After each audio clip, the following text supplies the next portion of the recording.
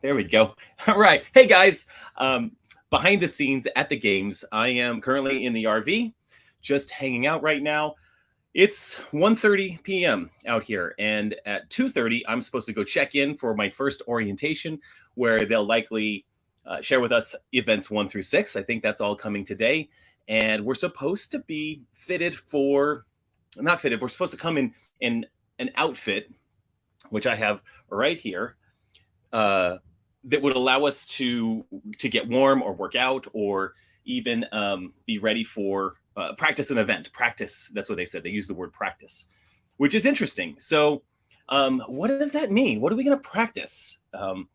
Two things come to mind based on the individual events so far. One, maybe they'll have us on bicycles. That would be freaking amazing. I would love that.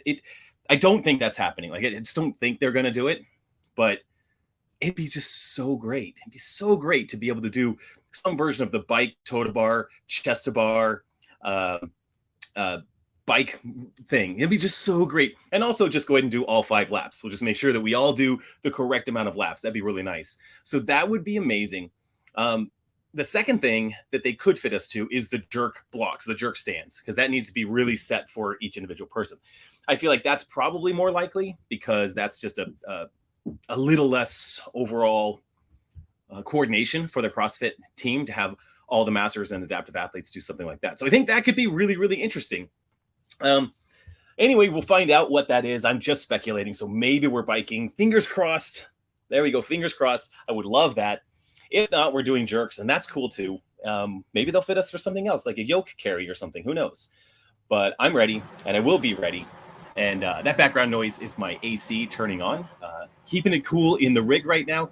Even though, yes, Constance, it is raining outside, still raining. It was raining quite a bit. So in an hour, I have to walk through the rain to get over to the athlete briefing area. I'm going to get a little warm. I'm going to do a little rolling out, something really light from a workout standpoint. Then they'll do the athlete briefing, orientation. They'll take us through all that stuff. Honestly, behind the scenes there, it's not that exciting. It's cool in social media. Like you got Adrian Bosman or whoever's in charge of the masters and adaptive athletes sharing the workouts specifically with us, going through the flow, showing us exactly what we're supposed to do from a standards perspective. That's all really cool. Demo the movements, all of that. Over time, it gets like just monotonous. It takes so much time, and you're sitting in these bleachers. You just like, I just want out of here. Like I'm good. I got this. I'm ready to go. But you have to be there. You have to check in. They manage that stuff to a T. So that's kind of fun. Anyway, it is raining here in Madison. Oh, that's what I was going to say. The other thing that I'm thinking about is like, I can't believe they haven't delayed our athlete briefing, because if they're actually going to have us get fitted for bicycles or for jerk blocks, those elements are still out on the field because they still have another team event after the rain delay to do with bicycles. Then they have to go to the jerk event, and the jerk event is going to take, all those jerk blocks. So we won't be fitted to that. Normally what they would do is they would take us out on the field to get fitted to the sizing on the jerk blocks. That would make some sense. Maybe they've got something backstage behind the scenes so that we can all just get in line and get into jerk and find the right height. Maybe it's something more like that. Bicycles again. I mean, maybe they could fit us to a bicycle behind the scenes. It's not like they're going to have a bicycle just for Jason Grubb. I'm not sure. As far as how I'm feeling good. It's weird. My body, and I guess this is pretty typical, my body feels like just a little bit sore. Like I actually woke up this morning and this little thing I've got going on in my hip that's been pretty reoccurring for the past few months.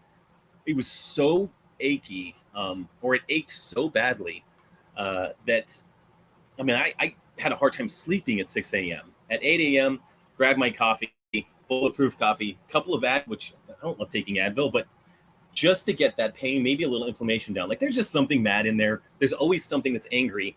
Like last year, like I had some tendonitis in my elbows. It was really, really brutal. So we'll see. Hopefully that hip will feel good. But when I decrease my volume dramatically, it's like my body prefers to be working really hard. I prefer to wake up and just be like, what did I do yesterday? I'm sore. So I'm just ready to get moving. Tomorrow, I don't know how many events we have each day. I think tomorrow we'll probably have 3 events, 2 on Friday and then 3 on Saturday. I would imagine that that's probably what we're going to look at with a total of 8 events. Mike asks, have they said anything about delays in when I start? No, they haven't said anything about any delays, at least at this point. For when I start, just going to check my email really quick. And I have nothing. Yeah, there's nothing new about when I start. Looks like 3 p.m. Central Standard Time to resume the events. That's really a big delay. And when the rain came, it came fast and hard here. Really, really nuts. I had to grab all my stuff and bring it inside.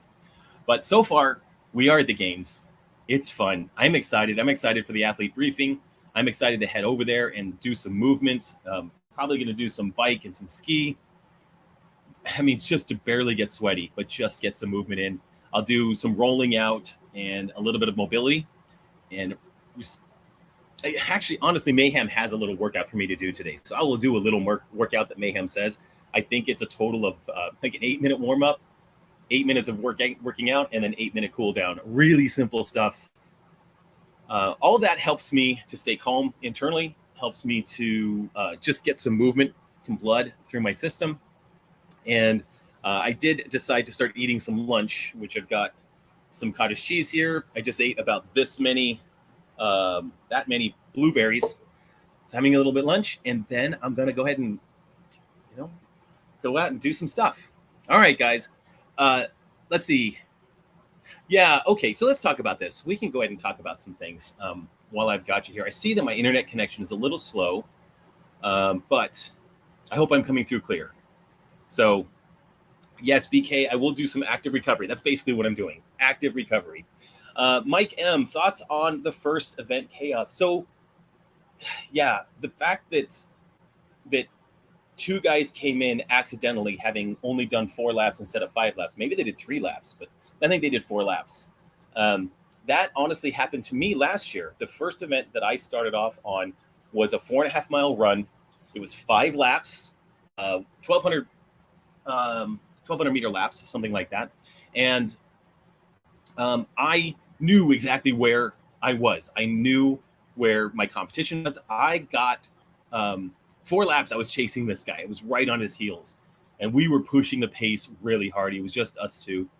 As we entered the 5th lap, he slowed down. I took off. He was running with me. I thought he was gaming me, but actually he just got tired. He told me later he got tired.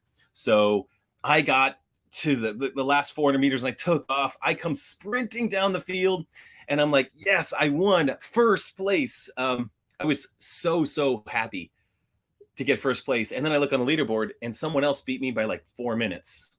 I was like, no. And I knew who that guy was. I'm like, dude, he did not beat me. No way. I passed him. So I had to do an appeal. His team actually did an appeal. He realized he only did 4 laps. So they made an adjustment. It took him like 3 days to do the actual adjustment. And it happened in multiple age groups. So you would have thought this year they would have had something there. Mike, I think an easy solution, GPS on the bikes makes sense. Like, how would that not make sense? Or even with their chip timer, that they count laps with chip timers, something like that. Or they have enough volunteers. Maybe they've got like a shirt, a giant shirt or a banner that says Vellner. You got a judge that says, 5, then 4, 3, 2, 1. So as you go by, you've got a judge, Vellner, 4 laps or something like that. Something that you could hear, something you could possibly see to let you know specifically what lap you're on. I mean, Saxon Panchik, what a bummer. Like these 2 guys finished early and it seems like Gerard caught up to Jan Koski. That seemed really unclear because when they passed us right here in front of our rig, I mean, Jan Koski, if that's how I say his name, he was like 30 seconds ahead, felt way ahead of Medeiros and Ricky Gerard. And then somehow I'm watching on YouTube, Koski enters the stadium and Gerard and Medeiros are right there. So I don't know how they caught up. Like if they sprinted and they got that caught up, that's amazing. I don't know if Jan Koski slowed down, but certainly Gerard and Medeiros did not cut laps. They were right there. They were just a little bit behind. So I know they've got to check the footage. I can't believe that they would need to go to footage for that there's not any other system. But we'll see. Anyway, they're always learning. They're always adapting. This is not a fail. This isn't a huge fail. We're adults. We should know how many laps we have. We should be able to count. We should be. That's one. You should just know. Two, I think it's pretty easy to compare footage and like what people's actual lap times were, and be able to resolve. They'll resolve it, and it's just going to happen. It's just going to happen. Francisco mentions Emily Rolfe and Tom was a 65 plus withdrew. I have no idea. I don't know. I just saw that as well. So this is fun.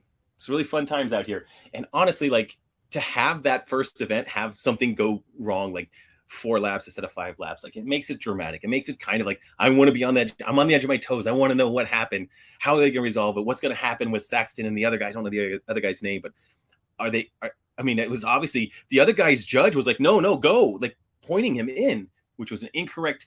Again, that's a judge's fail. And first event, they've never done an event quite like this with 5 laps on the bikes. A judge can make a mistake. That happens. God, I hope that doesn't happen in my stuff. There's just not enough wiggle room, and they don't have footage of us. You have to basically have someone say, hey, will you go tell them that you messed up? Oh, and by the way, you don't even speak English, so I need you to do it. So anyway, I'm watching people walk around outside, high step through giant puddles. Okay, guys, I am going to finish my lunch. I'm going to get ready and go do some movement, active recovery, then orientation. The more I know, the more I'll share. And hopefully I'll do, maybe another 10, 15 minutes tonight. I would love to schedule these so you'll know when I'm coming on, but I don't know exactly schedule will look like. So just play it by ear, guys. Just stay tuned and keep an eye for notifications on your phone. Thanks for jumping in. See you next time, guys. Appreciate y'all.